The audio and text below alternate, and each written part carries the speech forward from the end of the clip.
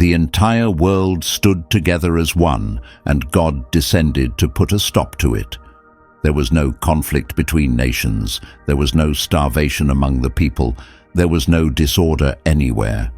Instead, there was structure, there was might, and there was a massive structure climbing toward the heavens. A single man was behind everything. His name was Nimrod, and what he created was not simply a city. It was the very first system built by human hands that was meant to operate completely apart from God. But what made God step in at Babel? What was hidden within that structure that caused heaven itself to respond? What forbidden knowledge needed to remain buried for so many generations? The scriptures condense this account into just a handful of verses, yet beneath the surface lies a profound secret. Nimrod was not merely trying to reach the skies, he wanted to take the place of God here on earth. The Tower of Babel was not some architectural mistake. It was a deliberate scheme, a quiet rebellion against the Creator, a framework built so that humanity would never need to look up to heaven again. So who was this man called Nimrod? Why do the scriptures call him mighty but never righteous? What did God witness when he made the choice to descend and scatter human speech? And why does the essence of Babel feel so familiar even in our modern age? Remain with us to the very end and discover the answers. The story of Nimrod that few have heard, the concealed reality behind the Tower of Babel, the earliest empire of mankind, and the structure that attempted to derail what God had planned. Because certain stories did not remain buried in ancient times, they continue to echo in the world we live in now. Today you will hear an account that is rarely shared in full. The account of Nimrod, a figure who appeared not long after the Great Flood and altered the path of human history by attempting to construct a civilization that excluded God entirely. Stay until the conclusion, because what started in Babel did not stay in ancient history. It still reverberates in our present day. The earth was still recovering its breath following the Great Flood. The waters had withdrawn, but the terror lingered on. The descendants of Noah walked across the land with great caution, knowing that divine punishment was not some far-off tale, but a vivid recollection. Every river that swelled, every storm cloud that gathered in the sky caused hearts to tremble. It was into this world scarred by dread that he came into existence. Nimrod. The scriptures introduce his account briefly, yet with significant meaning. The passage appears in Genesis chapter 10 verse 8, which states that Cush became the father of Nimrod. He became the first mighty man on the earth. Nimrod descended directly from Noah himself. His grandfather was Ham, the son of Noah, whose family line carried the weight of judgment and conflict. His father Cush was a figure recognized throughout the tribes, powerful, admired, someone who guided many people. The scriptures do not reveal who gave birth to Nimrod, nor do they specifically name any brothers or sisters, yet they make clear that he was born into a family of considerable influence, in a rich territory that would eventually be called the Plain of Shinar. This was the land where the magnificent cities of Babylon would one day emerge. The name Nimrod was quite unusual. Ancient traditions in Hebrew connect its meaning to the concept of a rebel, someone who rises against authority, or one who defies what is established. To many people, that name seemed far too weighty for a newborn child. "Why would you give the child such a name?" inquired an elderly man as he observed the infant resting in his mother's embrace. "Because he will not be like everyone else," Cush answered with certainty. "Or perhaps because he will create difficulties," whispered someone else in a hushed tone. From his earliest days, Nimrod was different from the rest. He was not simply taller or more powerful than the other young ones. There was something unusual in his eyes. He watched more than he participated. He held his gaze longer than he turned away. He seldom wept. He never startled at sudden sounds or when creatures approached. While other young ones would hide away, he moved closer. "That child knows no fear," a man once remarked after watching Nimrod approach an animal caught in a snare. "He will discover fear eventually," someone else responded. "Or perhaps he never will," a third voice added. The world that shaped Nimrod was deeply devoted to God, yet controlled by terror. The Creator was honored, but also dreaded. The accounts of the flood were repeated endlessly to each new generation as both a cautionary tale and a constant reminder. "You must never forget," an elder spoke while gathered around the flames. "God has already destroyed this world once before." Nimrod sat and listened without speaking a word. As the seasons came and went, his physical strength developed at an unusual pace. His actions were decisive. His very presence demanded acknowledgement, even while he was still young. The grown men and women started to observe that whenever Nimrod drew near, discussions would grow quiet. People would stare. Some experienced a sense of safety, while others felt unsettled. "He moves as though he already knows his destination," remarked a leader of one tribe. "And as though he needs no one's approval," replied another. The name Nimrod started spreading through the encampments. It was spoken in discussions, in cautionary whispers, in careful expressions of admiration. His father Cush became aware that his son was drawing far more notice than was typical. "People regard you differently," he mentioned one evening. "They simply notice who I am," Nimrod responded while staring into the flames. The scriptures make an uncommon declaration about this man. They do not say he received blessings. They do not say he received a divine calling. They say something quite distinctive. He became the first to be mighty upon the earth. There is no mention of faith. There is no mention of submission. There is only mention of power. And in that world still trembling before the wrath of God, something new and quiet and perilous was taking shape, a type of strength that did not rely on prayer, a force that did not come from bowing down, but from sheer presence. While the families of Noah worked to rebuild their existence through obedience, one young man was growing with something altogether different beating in his chest, something that did not shake before the heavens above. And the question that was starting to form, still without an answer, floated silently among those who watched this remarkable development unfold. What manner of power was emerging alongside Nimrod? The seasons moved forward without announcement. The young man matured while humanity tried to push aside its terror of the waters. Families spread out across the open territories, searching for room, for sustenance, and for protection. But past the cultivated lands stretched thick woodlands, filled with unfamiliar noises and ferocious creatures. Very few had the courage to venture into those places. Nimrod walked straight in. His body developed strength before its time. His movements were precise and controlled. He studied the direction of the wind, the impressions left on the ground, the patterns of the wild beasts. While others were taught to flee from danger, he was learning to confront it directly, not from carelessness, but from complete command. "Do not wander so far out," a man cautioned him one morning as he watched Nimrod heading toward the forest. "Someone has to venture there," Nimrod answered without turning around.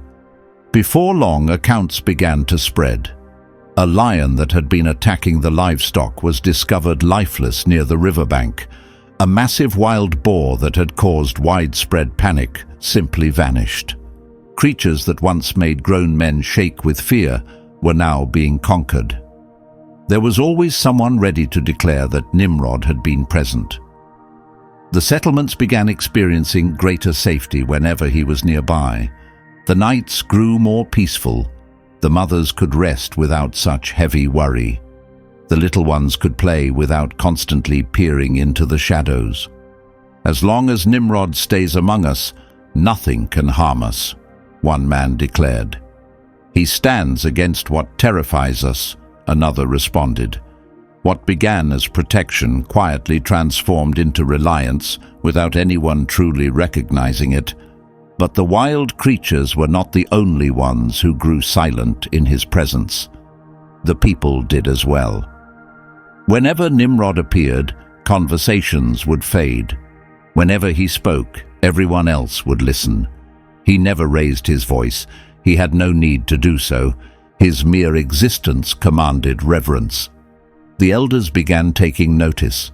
"The people are giving him more attention than they give us," one of them remarked with concern in his voice. "They experience safety around him," another answered. "Feeling safe is not the same as being led," the first one countered. But the moment had already passed. The scriptures summarize this period in just a few words found in Genesis chapter 10, verse 9. He was a mighty hunter in the presence of the Lord. And so people began to say that he was like Nimrod, a mighty hunter standing before the Lord. That phrase began spreading like a title. It was echoed in tents, along pathways, beside crackling fires at night. "He stands mighty before the Lord," some spoke with deep admiration. "God surely watches over him," others declared with confidence. But not every person interpreted this as praise. "What exactly does it mean to stand before the Lord?" an elder questioned one evening. "It indicates divine favor," a younger man responded. "Or perhaps it means God has his eye fixed upon him," the old man corrected in a quiet tone. The expression carried ancient significance and heavy meaning. To stand before the Lord had always been connected to awe, to yielding, and to holy fear. But Nimrod showed no signs of fear. He did not lower himself. He sought no guidance from above. He moved like someone who had already determined his own path. "He never seeks counsel from others," observed a leader among the tribes. "He never requests approval either," another one added. Yet despite everything, people continued following after him. Little by little, the act of hunting ceased being about mere survival. It evolved into a display of dominance. Each beast brought down reinforced a troubling notion. If he could master the natural world, he could also master human beings. The people started approaching him before consulting the elders, before lifting prayers, before exercising patience. "Summon Nimrod," they would say. "He will handle the matter." And in this way, almost without conscious awareness, a title came into being. It was not bestowed by God. It was not affirmed by heaven itself, but it was repeated by human voices everywhere. A mighty hunter standing before the Lord. The phrase grew louder and spread further, becoming something like a banner. Yet a silent uncertainty began stirring in the hearts of those who still recalled how God relates to humanity. Did standing before the Lord signify divine approval, or was it actually a form of defiance? The uncertainty was never voiced openly, but it lingered everywhere. The world still bore the deep imprint of the flood's memory. A rainfall heavier than usual was sufficient to make everyone look anxiously at the sky. A river rising just slightly was enough to grip hearts with dread. The flood had ended long ago, but the fear persisted. The people lived scattered across the land, filled with uncertainty, striving to follow God while wrestling with the terror of another catastrophe. Faith was present, but it remained delicate. Many followed out of dread rather than genuine belief. Nimrod recognized this pattern. He studied the expressions during gatherings. He witnessed men who mentioned God yet shook with anxiety. He observed leaders who recited divine promises yet could not bring calm to their own communities. He grasped something of great importance. Fear was governing everything from the inside. They spend their lives anticipating disaster, Nimrod once remarked to a group standing close by. After everything that occurred, who could blame them for expecting it? A man replied. Fear renders them powerless, Nimrod responded sharply, and those without power construct nothing that endures. These words started circulating among the people. They were not positioned as opposition to God, but rather as a different approach. Nimrod was not claiming that God did not exist. He was merely proposing that placing complete dependence on him was perhaps unwise. "We require protection that we can see," he stated. "Something solid that our hands can grasp," he continued. The people absorbed every word with great interest. The concept appealed to those whose spirits were weighed down by constant worry. Step by step, Nimrod started providing something the elders could not deliver, a feeling of being in control. "While I remain present, no one will be taken off guard," he declared. "I meet the threat before it ever touches you." The people found themselves breathing more easily whenever he was near. The presence of Nimrod reduced their immediate anxieties, and wherever fear fades, trust moves in to fill the void. "When Nimrod stays among us, we rest more peacefully," a woman mentioned. "He keeps us protected," her husband agreed. Without fully realizing it, the people began placing greater dependence on a single man than on God himself. Significant choices were now being presented to Nimrod first. Previously, they had consulted the elders. Previously, they had prayed for guidance. Now the question became, what is Nimrod's opinion? What will Nimrod decide? What had begun as protection slowly transformed into complete authority. He never had to demand power. It was handed to him through the collective terror of the masses. The elders made attempts to issue warnings. "This path is not healthy," one of them declared. "He is assuming a role that does not belong to him," another observed. But the people had no interest in hearing such words. "You speak of faith," a man responded harshly, "but he provides us with actual security." Nimrod came to understand that fear possessed the ability to unite far more people than obedience ever could. People living in terror accept commands without question.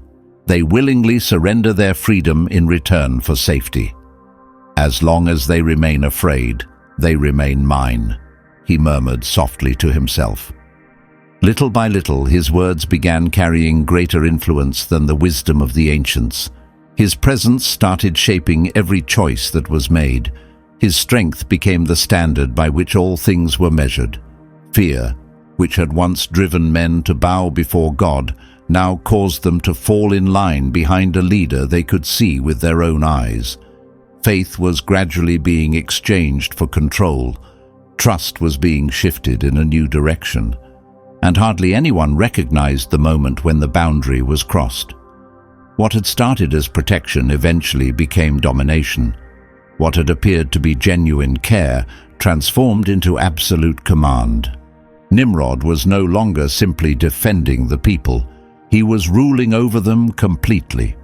And the question that started forming, weighty and unspoken, lingered without any clear resolution in the hearts of the small number who still remembered who truly belongs at the center of human life, and when fear takes over, who actually holds the power.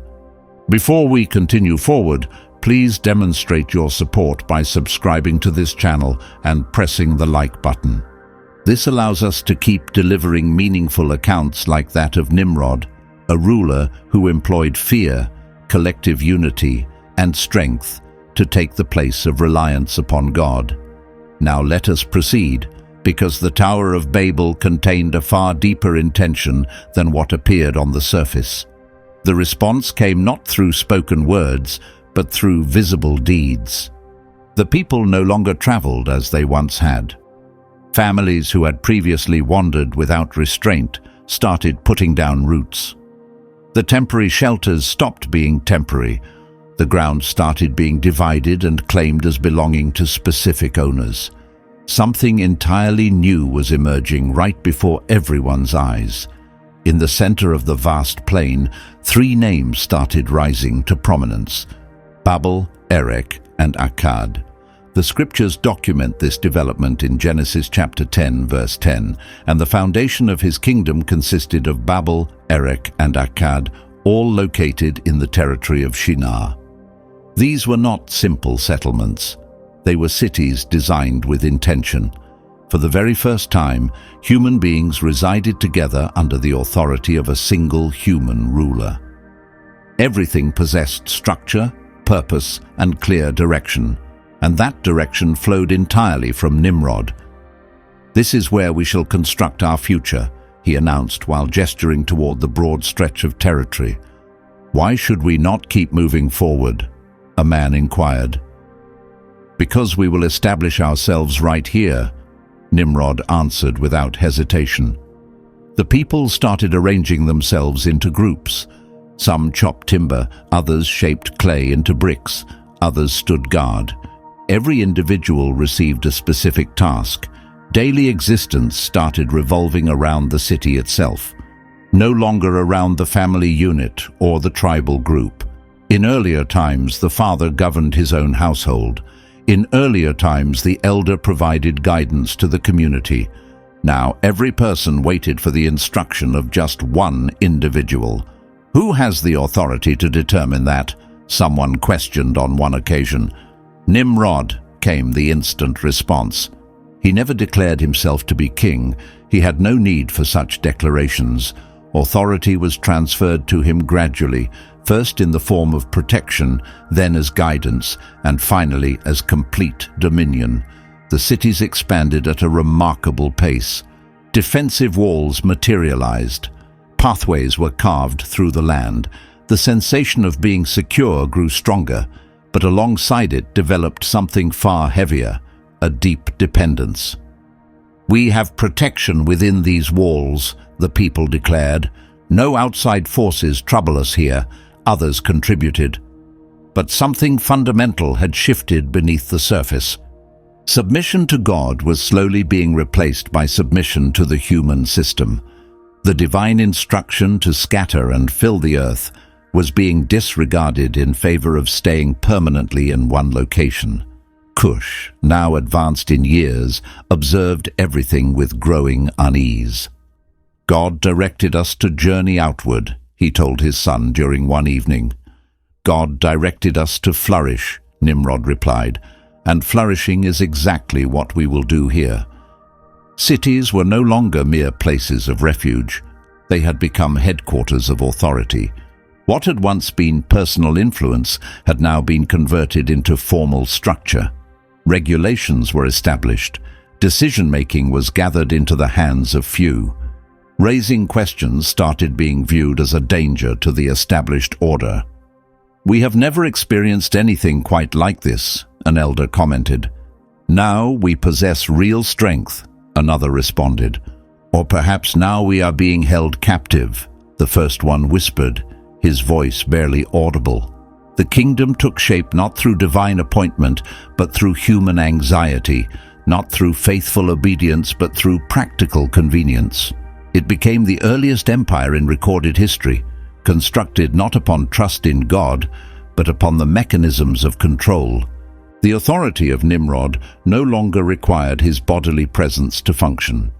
It existed within the fortifications, within the regulations, within the organizational framework.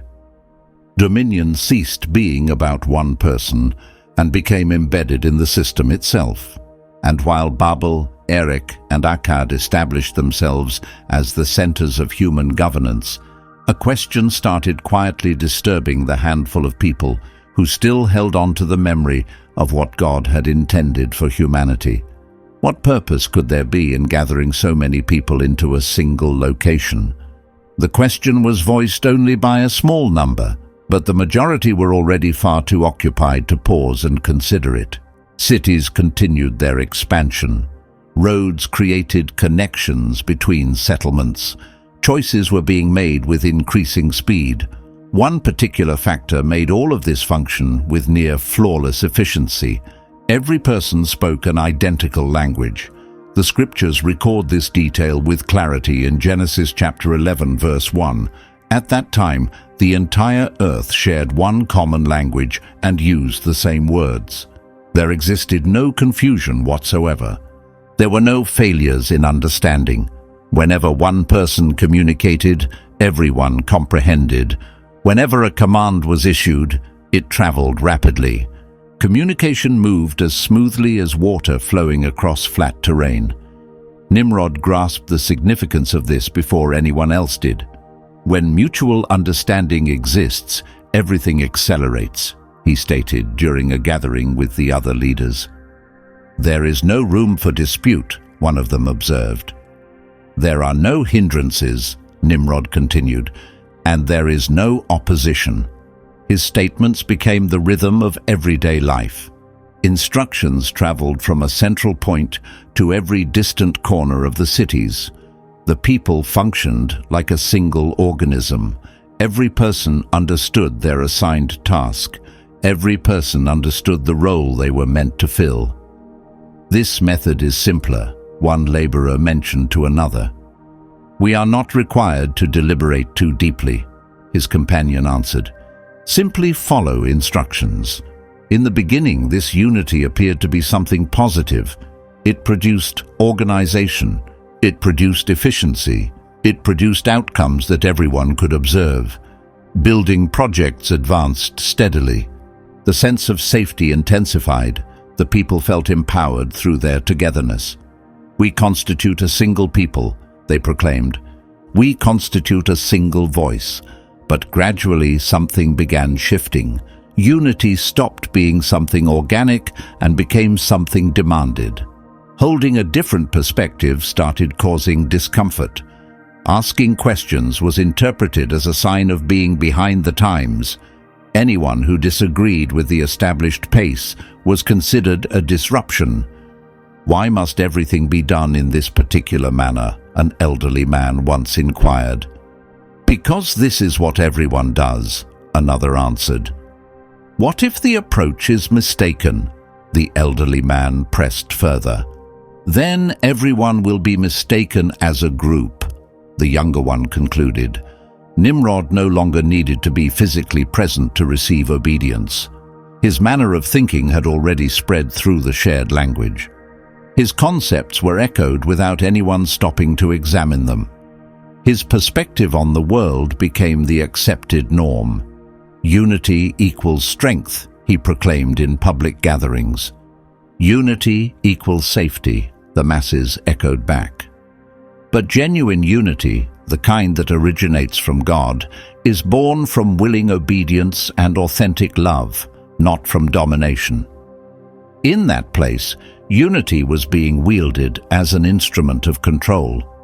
Anyone who expressed themselves differently faced correction.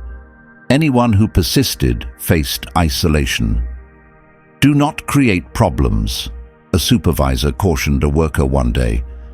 I merely posed a question, the worker responded.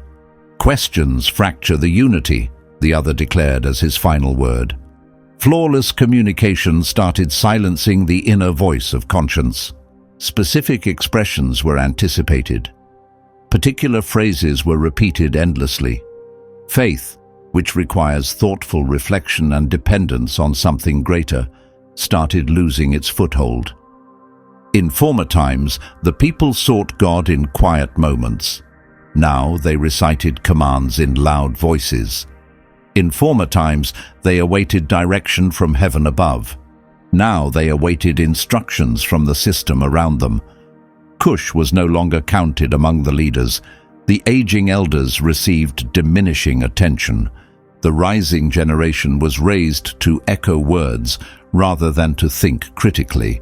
This is how things operate, they would say. This is how things have always operated, they would claim, even while knowing deep down that it was not true. Unity had transformed into an invisible cage. Everything moved too rapidly to permit genuine awareness. Everything functioned too effectively to permit honest questioning. And while the entire earth communicated in one tongue, a quiet uncertainty started stirring in the hearts of the few who still recalled how God genuinely works among human beings. What if this unity did not have its origin in God?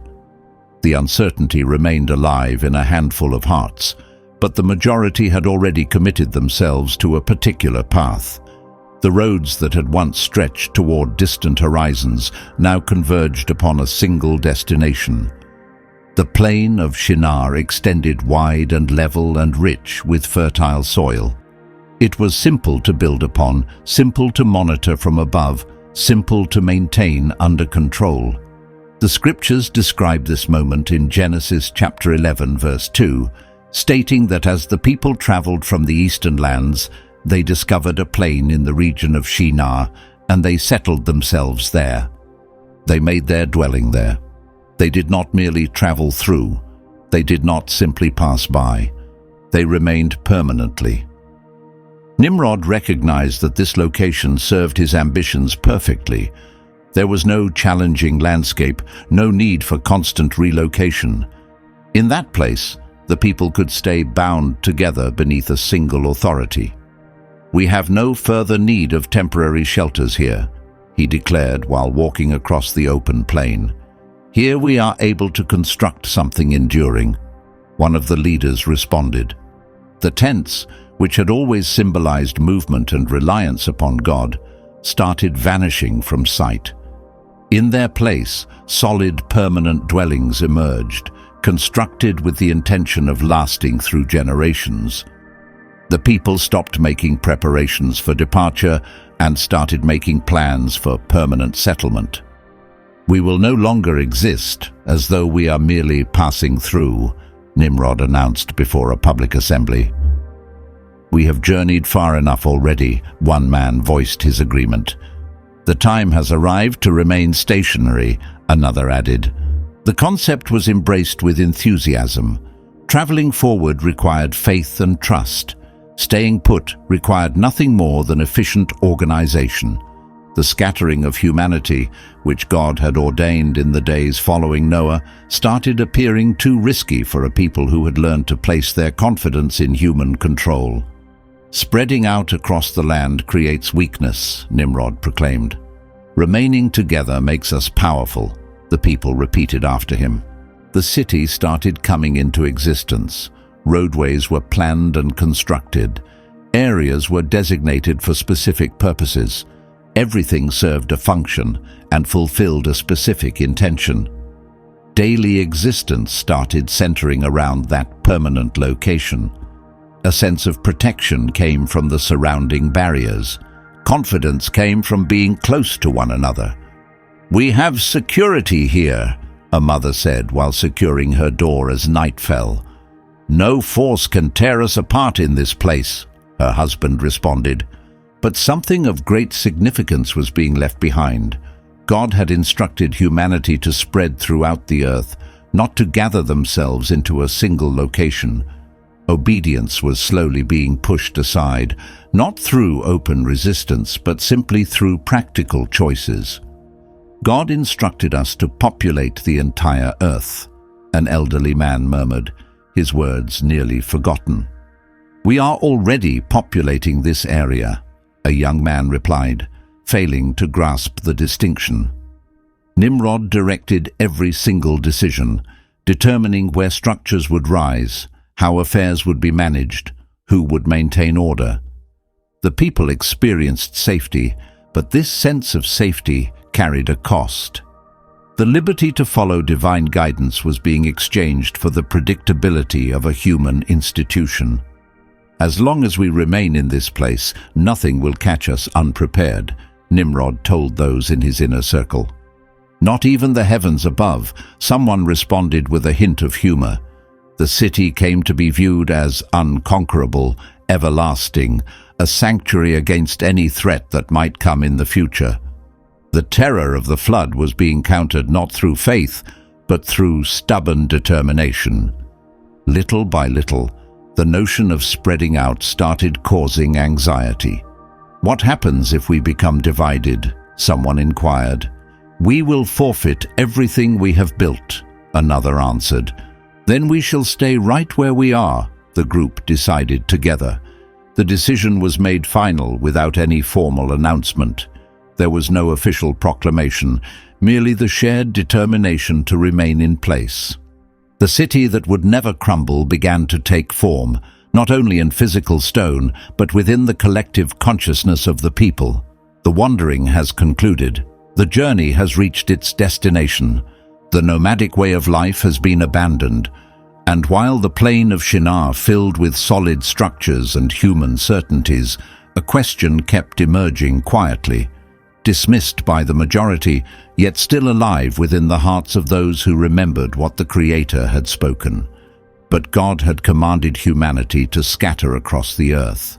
The concept of remaining in one place began taking physical form through the exhausted hands of the workers. The sound of brick ovens became part of the everyday rhythm. Flames burned from the first light of morning. The clay was shaped, left to harden, and then baked in intense heat. The labor was grueling. Perspiration flowed freely. The aching in their arms never ceased, yet nobody chose to quit. Nimrod moved among the kilns, watching every detail with careful attention.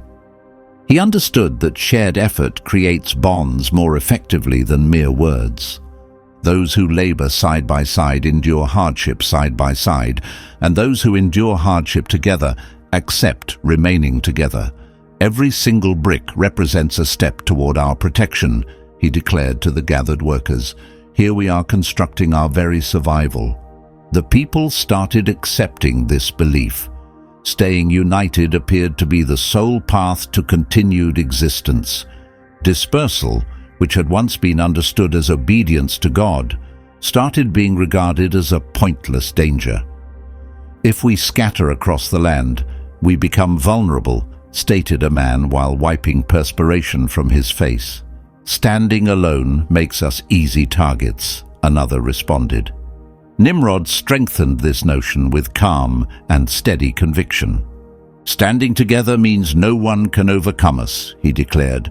Standing apart means we will fade into obscurity. His words landed on receptive minds. The ancient terror of the Great Flood still resided in collective memory. The thought of roaming without destination seemed far too perilous. Remaining, constructing and defending oneself appeared reasonable. God instructed us to journey forward, an elderly man murmured while observing the kilns. God sent us to thrive, a younger man replied, and look around, we are thriving right here. Step by step, obedience started being perceived as something threatening. The divine command to spread across the earth started seeming opposed to their safety. Those who held on to the memory of God's words were treated as individuals who endangered everything. Why continue insisting on this matter now? They demanded. Look at what surrounds you.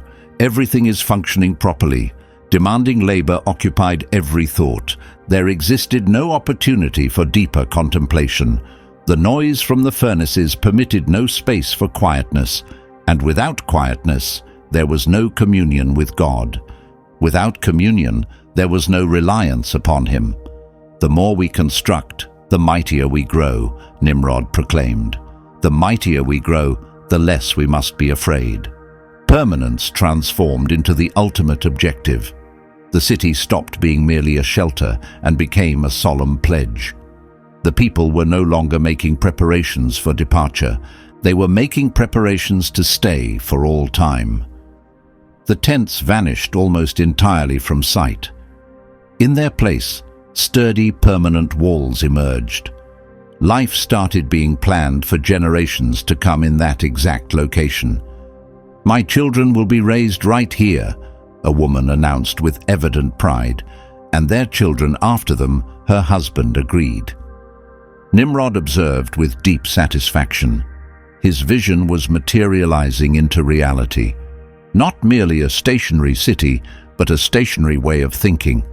A population that no longer wished to depend upon the heavens, but upon the ground they had constructed with their own hands. God requests faith from us, spoke an elderly man already worn down by years. Faith does not construct protective barriers, someone countered. Bricks construct protection.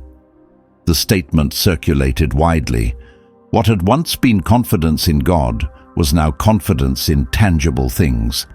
Scattering came to be labeled as weakness, obedience as danger, and stubbornness as wisdom. Without recognizing what was happening, the people started viewing God as an obstruction to their plan for security. They did not voice it openly, but the thought existed within them. After all, if they submitted to His will, they would need to abandon everything they were constructing. If God instructs us to depart, someone started to say. "We are not departing," another interrupted. "That would bring ruin to everything we have built." The thought carried danger, yet it appeared sensible from a human perspective. The dream of permanence had fully taken hold. The people no longer desired to walk alongside God. They desired God to accept the location they had selected for themselves. And while the furnaces continued blazing, while the bricks accumulated in growing stacks, and while the people grew convinced that staying meant surviving, a question started emerging in silence, too weighty to be spoken aloud, yet impossible to push aside. What if God Himself were viewed as the true obstacle to this plan? The notion surfaced while flames still roared within the furnaces, and the people had stopped discussing departure. The ground felt solid beneath their feet. The walls continued climbing higher. The city appeared impenetrable, but Nimrod recognized that something essential was still absent. Remaining in one place was insufficient. It was necessary to leave an imprint upon the world. It was necessary to leave a symbol that no one could possibly overlook. He assembled his closest advisors late one afternoon as the work of the day was winding down, and weariness made the men more receptive to grand promises. "We have constructed dwellings," Nimrod began. "We have constructed barriers. We have constructed safety." The men indicated their agreement. "But all of this remains insufficient," he continued. "We require something far grander." One of the leaders furrowed his brow with confusion. "Grander in what manner?" "Something visible from great distances," Nimrod answered. "Something that will endure through all ages." Silence descended upon the gathering. "A permanent mark," spoke another man in a hushed tone. "A testament to our might," Nimrod added. That was the moment when the concept was first introduced. "We shall construct a tower." Some in the group exchanged uncertain glances. Others held their breath in anticipation. "A tower so immense," Nimrod explained, "that its peak will reach into the heavens themselves." The proposal spread throughout the city with the speed of wildfire. Within a brief period, the entire population was discussing nothing else. The scriptures document this moment in Genesis chapter 11, verse 4.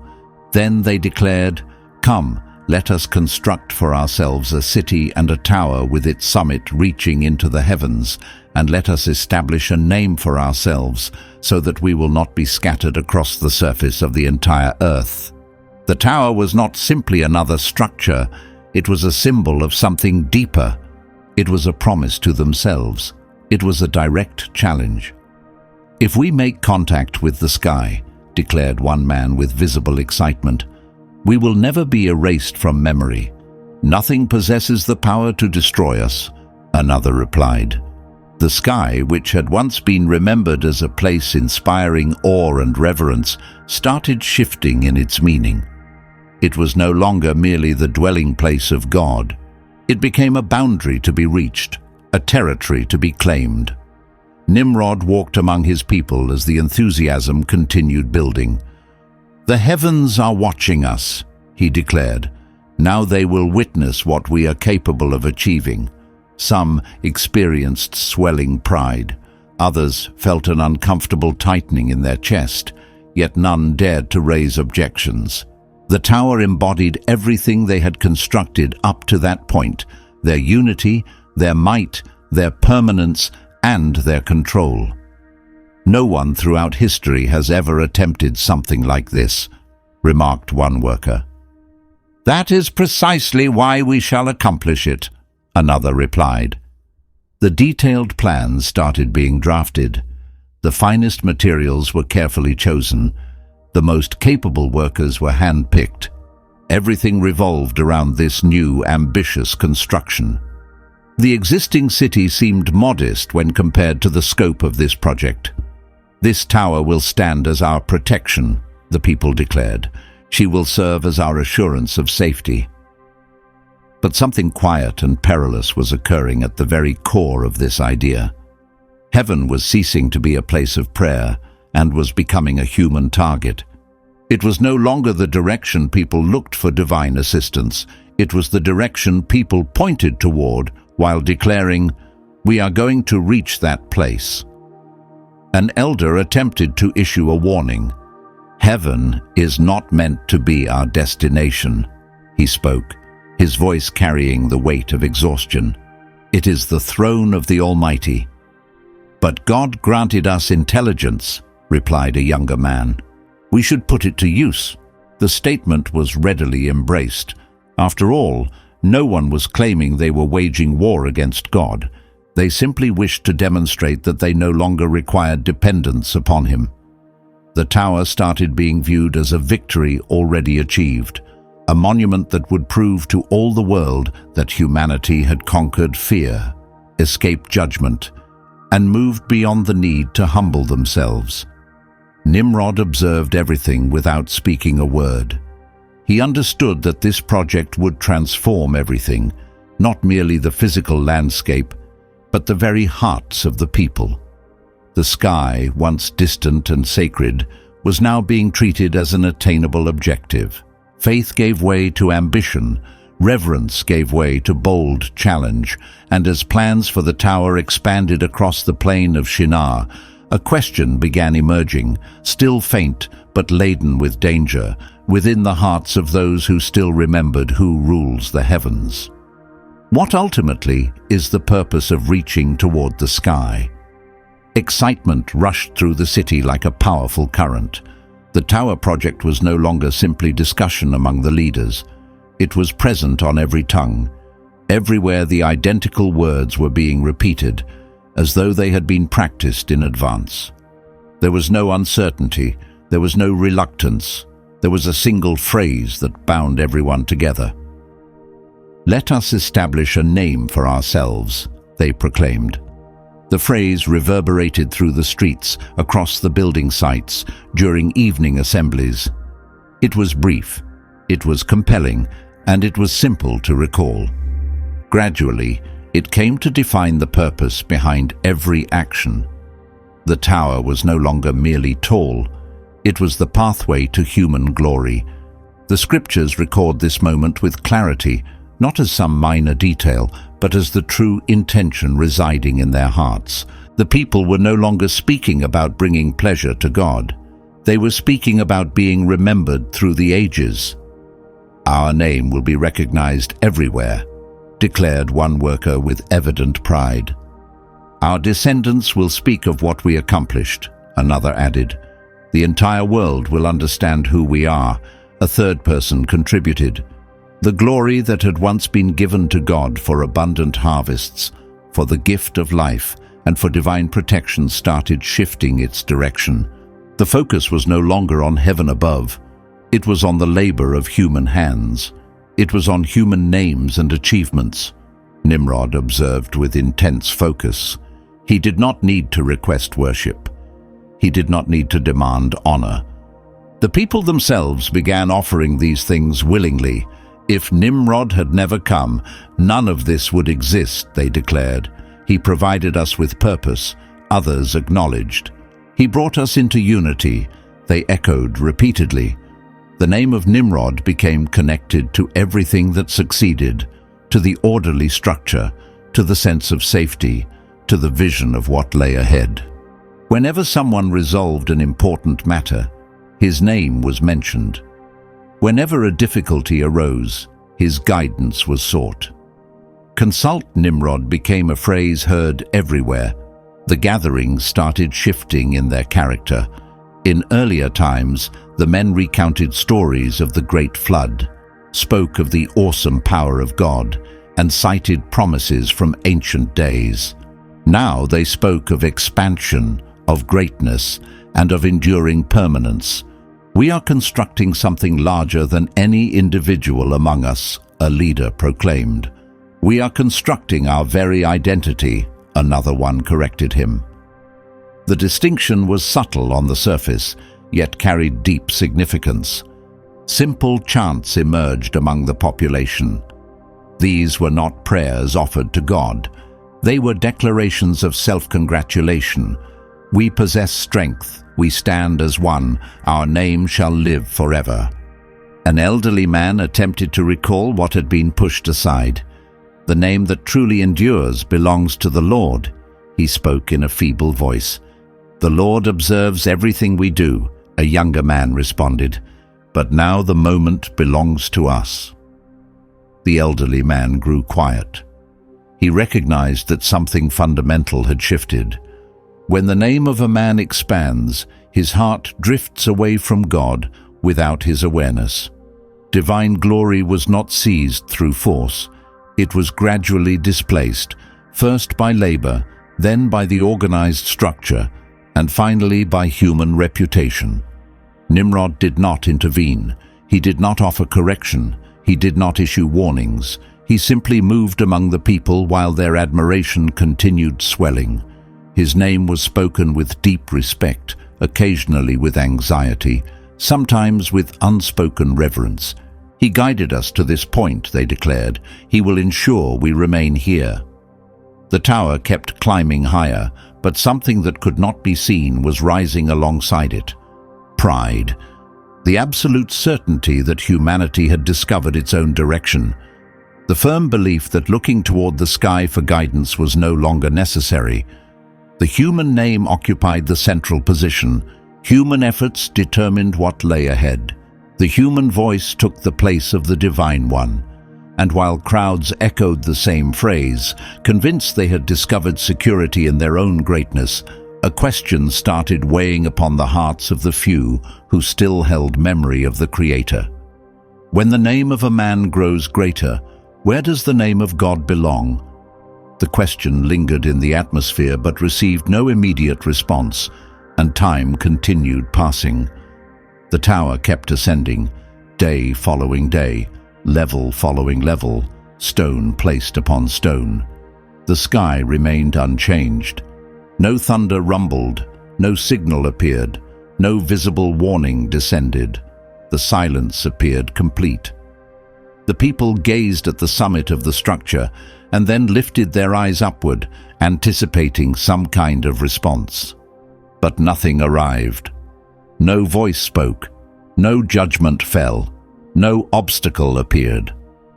"God has not stopped our progress," remarked one worker while wiping perspiration from his face. "If this were wrong, something would have occurred by now," another reasoned. These words started spreading with remarkable speed. Silence came to be understood as approval. The absence of judgment became interpreted as divine agreement. Nimrod grasped this reality before anyone else did. He walked through the construction area, observing the rising confidence. Each day that passed without interference strengthened his standing. Each peaceful sunrise increased the conviction among the people that they were traveling the correct path. "The heavens observe us," he stated with composure, "and they remain silent," someone else contributed. Silence transformed into an argument. "If God opposed us, he would have acted already," they declared. "The fact that nothing has happened proves our path is correct." But the silence of God was never meant as permission. It was always patience. The oldest among them still carried this memory. Some elders exchanged whispers among themselves. "God does not operate according to human timing," one of them observed. "He is waiting," another replied. "And when he acts, it is final," a third person added. But those voices carried little weight against the clamor of construction. The sound of tools rang louder than any cautionary word. The constant activity left no space for deeper thought. The tower became an emblem of victory already claimed. Each new story was cause for celebration. The people rejoiced in their own advancement. "We are succeeding," they proclaimed. Nothing possesses the power to halt us. Nimrod started speaking with even greater assurance. "Press forward," he commanded. "Continue onward. The heavens cannot impede us." He did not claim that God had given approval. He had no need to make such claims. The silence accomplished that task for him. The deception expanded without any direct confrontation. There was no open revolt, merely excessive self-assurance. "We have never been this far removed from fear," one man observed. "We have never been this close to the heavens," another responded. But that was exactly where the peril resided. Silence was being confused with absence. Patience was being mistaken for agreement. Divine waiting was being interpreted as indifference. The tower advanced upward. Pride strengthened its hold. Human certainty became firmly established. The people no longer questioned whether they should continue. They simply pressed on. "God stands with us," they declared with confidence. If that were not true, we would have been stopped already. Nimrod accepted this belief, or at the very least, he wished to accept it. The silence reinforced his conviction that he had exceeded the ancient boundaries, that the world had been transformed, that humanity had matured. But the sky was not empty. It was simply waiting, and as the tower drew nearer to the clouds, as the people celebrated the absence of response as though it were triumph, a question started taking shape, silent and filled with danger, in the depths of this unfolding story. What if the silence of God was not approval? What if it was merely the calm before action? The waiting appeared to have concluded in favor of humanity. The tower remained standing firm. The sky remained without response. And that proved sufficient to transform caution into absolute certainty. The city entered into a spirit of celebration. There were formal addresses, public assemblies, and promises of a future without worry. Nimrod started speaking with greater boldness. "We arrived at this place through our own efforts," he declared before the gathered crowds. "We labored in unity. We reasoned in unity. We constructed in unity." The people listened with full attention. His words delivered comfort to their hearts. After all, everyone could observe the results standing right before their eyes. "We no longer need to exist in fear," Nimrod continued. "We no longer need to wait for indications from heaven." Some experienced a slight uneasiness upon hearing these words, but no one spoke up in objection.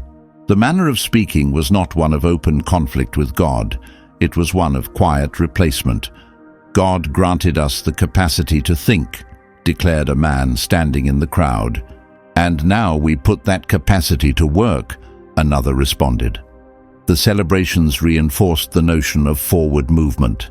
Simple melodies were performed. Children darted about playfully. The leaders wore expressions of satisfaction. Everything appeared to be in proper order. The system functioned effectively. The tower continued its ascent. The city flourished. "We have never achieved this level of organization," remarked one merchant. "We have never possessed this much strength," another agreed. Nimrod started introducing a new concept gradually over time. "We will no longer place our dependence on what cannot be seen," he once stated to a trusted circle. "Now we hold authority over our own fate."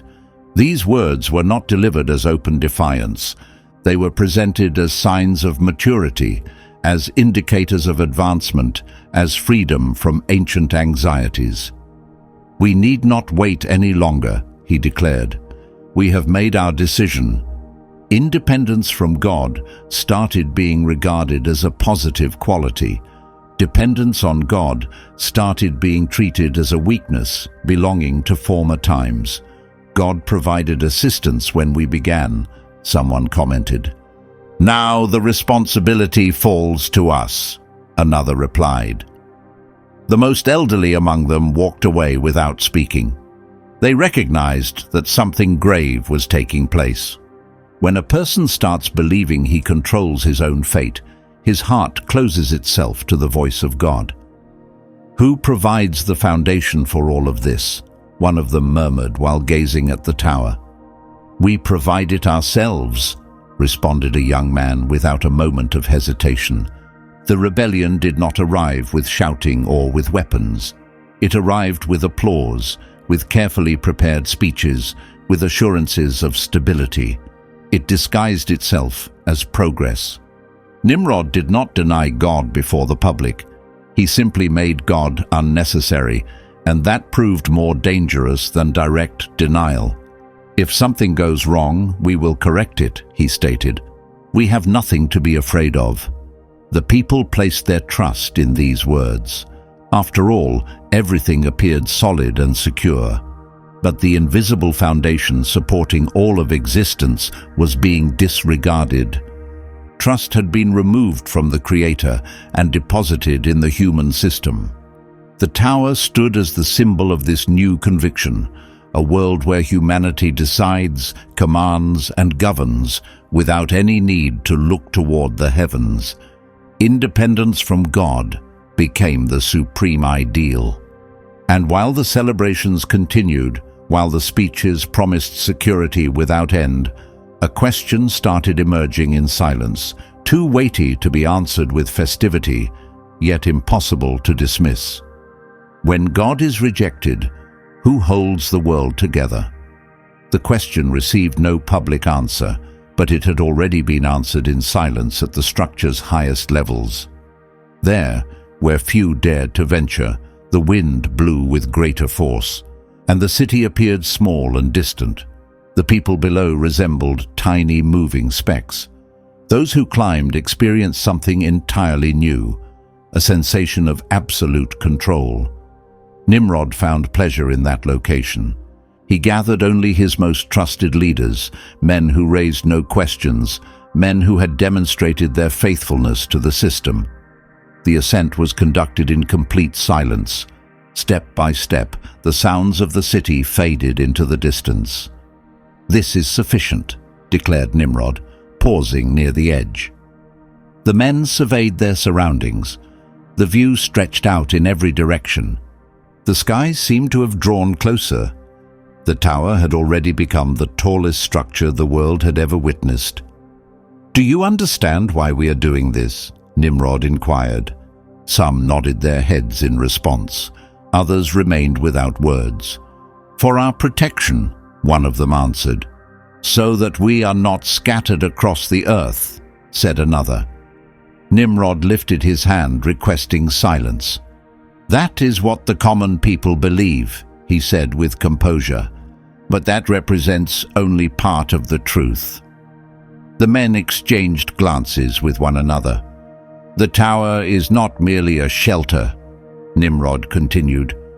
"It is a seat of authority." "A seat?" asked one leader with confusion. "A center of governance," Nimrod explained.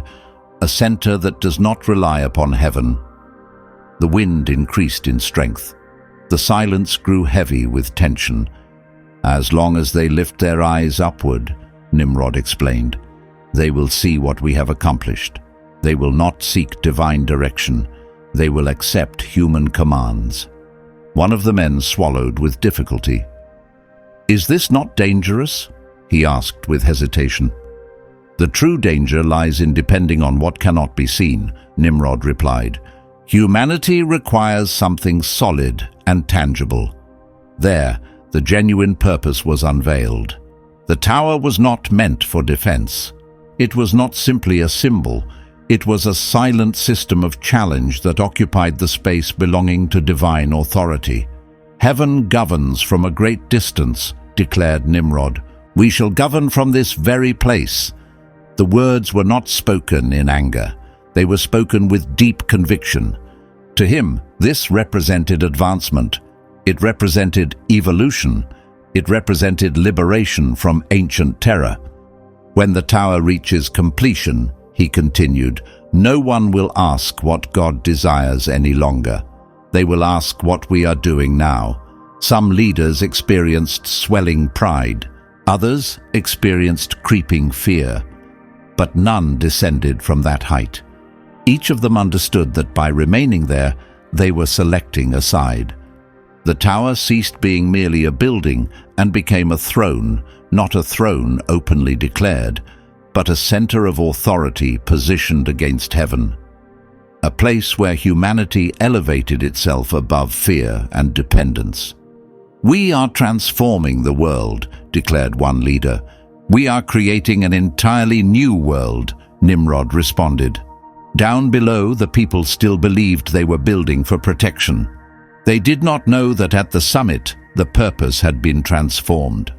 The tower no longer pointed toward God.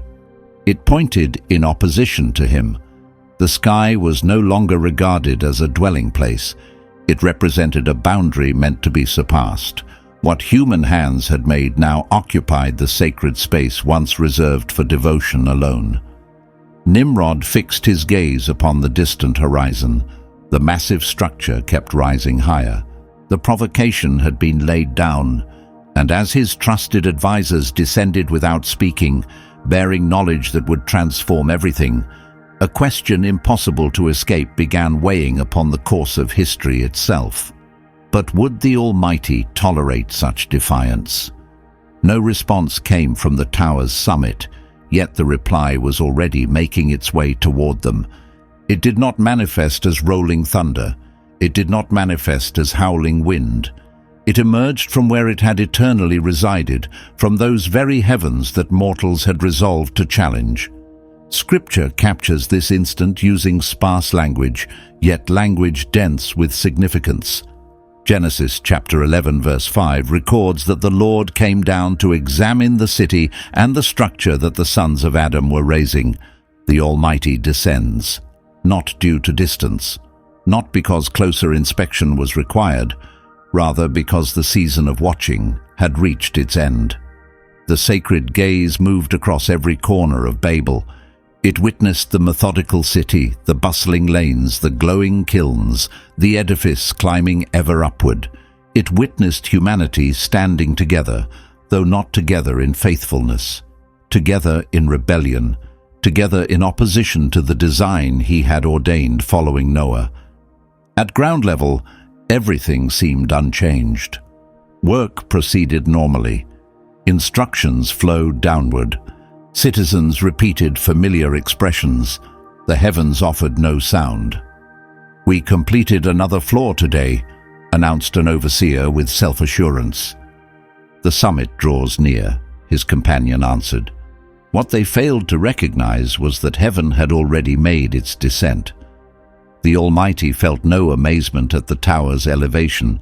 The construction posed no danger to him. What drew his focus was the motivation concealed within, a motivation that had traded reliance for authority, belief for manufactured safety, humility for self-importance. "Look, humanity stands unified," the Lord pronounced, "and this represents merely the start of their capabilities." That togetherness, which might have become something beautiful, had turned into something threatening. When mortals band together while distant from God, no boundary contains them. Corruption finds structure. Deception accumulates power. Insurrection crystallizes into organized form. Nimrod, at that precise instant, still imagined himself directing everything. His subordinates yielded. The masses trailed behind. The construction advanced. From his viewpoint, heaven's quietness still looked like victory. "No force will impede us," he remarked to someone at his side. "We possess great numbers," came the reply. "We exist as a single entity," Nimrod stated finally. Yet one element escaped their grasp entirely: the verdict from above. The Almighty required no consuming inferno. He required no second deluge. His response would be exact, pointed, and sufficient. It would penetrate straight to the core of all they had built. The moment of reckoning approached. The heavens had not withdrawn. They maintained their watch. Every expression echoed among the populace, every directive issued, every brick stacked as a replacement for genuine trust was noted. The Almighty did not descend for discussion. He descended for execution, and while mortals supposed they were shaping tomorrow, while their solidarity appeared impenetrable, an inquiry began crystallizing, substantial and inescapable, moments from receiving its resolution. How will the Almighty respond to a civilization unified in opposition to Him? The resolution arrived differently than most predicted. No flames rained from the atmosphere, no barriers toppled, no warriors charged. Judgment commenced almost invisibly during a routine shift. Dawn broke as it typically did. Workers reported to their positions. Directives began descending from above. "Fetch additional mud," bellowed a foreman. The laborer below gazed upward, perplexed. "Pardon?" he responded with knitted brows. "Mud? Bring more mud," the foreman repeated through gritted teeth. The worker gestured helplessly. "Your words make no sense to me." Others began swiveling around. Voices tangled together. Recognizable terms sounded alien. Ordinary sounds conveyed nothing. Disorientation swept through like wildfire. Scripture records this instant in Genesis chapter 11, verse 7. "Come, let us descend and scramble their speech there, preventing them from comprehending one another." The single element sustaining their entire apparatus was shared language, and the Almighty targeted that exact vulnerability. "Do you take me for a fool?" one man bellowed. "Your speech is gibberish to me," another cried out frantically. Directives became useless. Synchronization evaporated. Leadership dissolved. Screams crashed into each other. Frantic motions substituted for conversation, yet accomplished nothing. "Everyone freeze," a commander tried to bellow. Not a soul obeyed, not through defiance, but through total incomprehension. All labor halted. Implements clattered to the dirt. Workers recoiled from one another. Tiny bands began coalescing, linked solely by mutual understanding of the same dialect. Pandemonium engulfed the flatlands. Nimrod descended rapidly once he perceived the catastrophe. He tried engaging his commanders, but encountered only vacant expressions. "Rally everyone together," he demanded. They stared back wordlessly. "Answer me," he pressed. Silence. The realm began disintegrating on the spot, absent any weapon, absent any invading force, absent any coordinated uprising. Destroyed communication alone sufficed to bring everything tumbling down. Unity erected apart from the Almighty revealed its brittleness. Mastery dissolved into nothing. The tower, formerly an emblem of supremacy, became nothing more than an abandoned shell. Households began their exodus. Clusters scattered in every direction. The spreading out, which they had stubbornly rejected, was now unfolding involuntarily. "We cannot stay here," someone declared. "But where do we go?" another inquired, hearing no answer. Nimrod stood motionless, taking it all in. What had demanded years of effort collapsed within mere hours.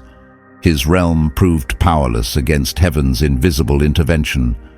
Mortal supremacy crumbled without any clash of arms. It crumbled in stillness. It crumbled in turmoil. It crumbled because heaven never served as its base. The tower stood abandoned mid-construction. Babel forfeited its core. The reputation they had labored to magnify began fading across splintered tongues. And while the populace dispersed, while their apparatus dissolved before every eye, a single inquiry persisted, substantial and troubling, resonating beneath all that had transpired. And Nimrod, what had he genuinely been pursuing? The inquiry quickly found its resolution. The wreckage of Babel declared the truth plainly. What had formerly been clamor, precision, and grand vision was now stillness, debris strewn about, and deserted roads. The tower stood perpetually unfinished, a caution for every age to come. Nimrod remained standing there, stripped of his royal status, stripped of his commanding role, reduced to an ordinary man staring at his crumbled apparatus. The populace had scattered. The commanders had fled. The realm had evaporated. He surveyed the toppled masonry, the halted tiers of the structure, and grasped something he had never voiced before. This was not mere linguistic scrambling, he breathed. This was reckoning. The hidden truth was surfacing. Nimrod had never merely sought to shield his followers. He had never merely sought to avert another catastrophe of waters. What he endeavored to erect was vastly more ambitious and vastly more perilous. He endeavored to derail the divine blueprint. From the very start, the Almighty had pledged salvation to mankind, a bloodline, a destiny, a promised one who would emerge when the moment was right.